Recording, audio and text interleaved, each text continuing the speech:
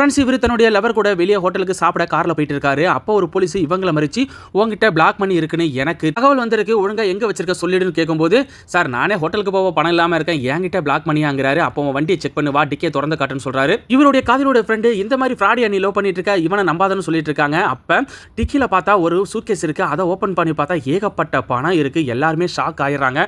இவருடைய காதலியோடைய friend, sir ஒரு நிமிஷம் தனியா அந்த பொண்ணை கூட்டு போய் உன்னுடைய காதல மாட்டிக்கிட்டா, நீ திருப்பி அவனுடைய காதலின்னு சொன்ன நீயும் ஜெயிலுக்கு போக வேண்டியதா இருக்குன்னு சொல்றாங்க. ஆனா அந்த பொண்ணு என்னுடைய காதல் உண்மையானது, நான் என்ன வரந்தாலும் அவனை விட்டு வர மாட்டேன்னு திருப்பி அந்த போலீஸ் கிட்ட வந்து கெஞ்சுன்னு கெஞ்சுறாங்க.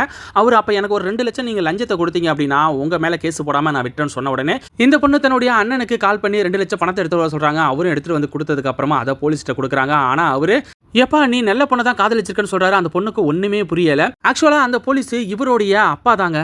தான் வீட்டுக்கு மருமகளா வரப்போற பொண்ணு எப்படியாப்பட்டவன்னு தெரிஞ்சுக்கிறதுக்காக தான் இந்த மாதிரி ஒரு டெஸ்ட்டை வச்சிருந்திருக்காரு. அந்த பொண்ணுக்கு இப்பதான் உயிரே வருது. அதுக்கப்புறம் எல்லாருமே ஒண்ணா சேர்ந்து சாப்பிட போறாங்க.